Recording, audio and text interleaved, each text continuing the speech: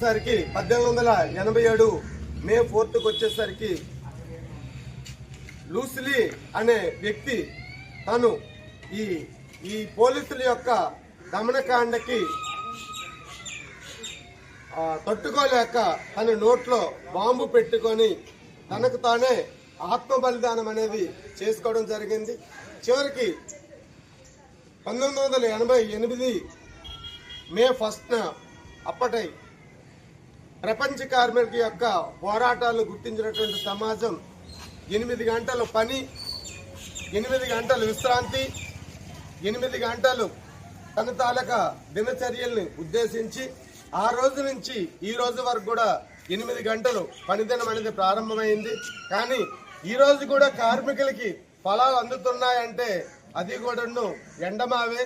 ఎందుకంటే పేరుకి 8 గంటలు చెప్తున్నారు, కానీ అది 10, 12, 14 గంటల వరకు కూడాను కార్మికుల్ని హింసించడం, వారి తాలూకా శ్రమను దోపిడీ జరుగుతుంది. ఇటువంటి శ్రమ దోపిడీ నుంచి ఏ విధంగా కార్మికులు తమ ఫలాలను తాము ఏ విధంగా రక్షించుకోవడం కోసం ఈ మేడేని స్ఫూర్తిగా చేసుకొని ముందుకు పోవాలని కోరుకుంటున్నా. నా పేరు లక్ష్మణ స్వామి. స్వామి గారికి, అలాగే ఆర్టీసీ ఎంప్లాయీస్ యూనియన్ నాయకులు కుమార్ గారికి, అలాగే మా సంఘం కమిటీ సభ్యులు, అలాగే మా కార్మిక నాయకులు అందరికీ కూడా ముందుగా నా నమస్కారం. మేడే అంటే కార్మిక దినోత్సవం, సంవత్సరానికి ఒక రోజు కార్మిక దినోత్సవం. ఈ మేడే అనేది ఎలాగొచ్చింది, దేని గురించి మేడే పెట్టారు అనే దానికి 19వ శతాబ్దంలో అమెరికాలో పెట్టుబడిదారీ విధానం ఉండేది. అక్కడ 24 గంటలకి 18 నుంచి 20 గంటలు పనిచేయించి వారి లాభాలు ఎన్నో సంపాదించేవారు.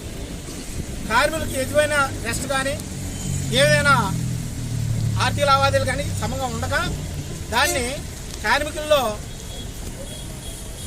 మేడే కింద ఒకరోజు దాన్ని తీసుకొచ్చి కార్మికులందరూ కూడా స్ట్రైక్ చేయడం వలన అది చేసి దాని ముందుకు వచ్చింది. ఫ్లాగ్ ఎగరేసిన తర్వాత ఉన్నది చేద్దాం. నాగేశ్వరరావు గారు, రమేష్ కుమార్ గారు. ఈ ప్రపంచ కార్మికులకి పెద్ద పండగలాగా చేసుకునే టైంలోనూ కూడా మరి పండగ అంటే సరదాలు పోయి పనే టైంలోనూ మరి మేడే స్ఫూర్తితోటి ఎర్రజెండా మా అండ ఉన్నదనుకొని మనం ఎప్పుడు కూడా ఏ పోరాటానికి తిరగలేదు, మేము ఏదైనా పట్టుకుంటే సాధిస్తాం అని గొప్పలు చెప్పుకొని ఇవాళ జెండాని గౌరవించడానికి, ఆ జెండా రోజు దాన్ని ఆవిష్కరించడానికి కూడా నలుగురు కరువయ్యారంటే ఏ స్థాయిలో ఉన్నామో అర్థమవుతుంది. అలాగే మున్సిపల్ కార్మికులుగా రేపు మేడే తర్వాత వీళ్ళకి ఉండే హక్కుల కోసం మరి సమ్మెలోకి వెళ్ళాలని ఆల్రెడీ ప్రకటన చేసాం. లేస్తే మగోడిని అని అంటారు, ఆడు లెగాలి అని అనుకుంటే ఆడి ప్యాంటు షర్టు లేదా అని అన్నాడట నాలట. అలాగొచ్చింది. కాబట్టి నేను రేపు వస్తాను మీ వాటికి. మీరు చేసేది చాలా తప్పు. డ్యూటీలకి మనం 5, 5:30, 6, 5:30 కలిస్తే వచ్చేస్తాము. దేనికి ఇచ్చాం సెలవు? ప్రత్యేకంగా ఈవేళ పండగ చేసుకొని సరదాగా ఉండాలి. కార్మిక, కర్షక అందరికీ కూడాను ఒక ఆశాకిరణం ఈ దినముగా భావిస్తుంటారు. ఇది మొట్టమొదట 1812 నుంచే ఆ రోజుల్లో పారిశ్రామిక విప్లవం అనేది మొట్టమొదట ఇంగ్లాండ్లో వచ్చేటప్పుడు అప్పుడు రోజుకి 18 గంటలు 20 గంటలు కూడా కార్మికుల చేత పనులు చేయించేవాళ్ళు. తర్వాత వచ్చేసరికి ఈ కార్మికుల్లో ఉన్నటువంటి అసంతృప్తి అనేది ఒకరికొకరు చెప్పుకొని దీన్ని ఎలాగైనా మనం వ్యతిరేకించాలనే ఉద్దేశంతో వీళ్ళందరూ ఏకమవడం చూసి అప్పట్లో ఉన్నటువంటి ఈ పారిశ్రామికవేత్తలు ఎవరైతే తిరుగుబాటు చేస్తున్నారో తిరుగుబాటు చేసే వ్యక్తుల్ని వాళ్ళకి మరణ శిక్ష విధించేవాళ్ళు. ఆ తర్వాత 1842కి వచ్చేసరికి వీళ్ళకు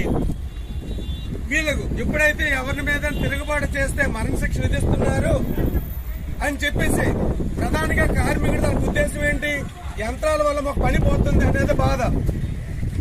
యంత్రాల వల్ల అప్పట్లో నూలు మిల్లులు ఎక్కువగా ఉండాయి కాబట్టి ఈ కార్మికులు వెళ్ళి ఆ యంత్రాలను పాడు చేస్తే యంత్రాలను కూడా మనుషులుగా ట్రీట్ చేసి యంత్రాలు పాడు చేసిన వాళ్ళు కూడా ఉరిశిక్ష చేసేవాళ్ళు. ఇదంతా చూసి 1886 వచ్చేసరికి మే 1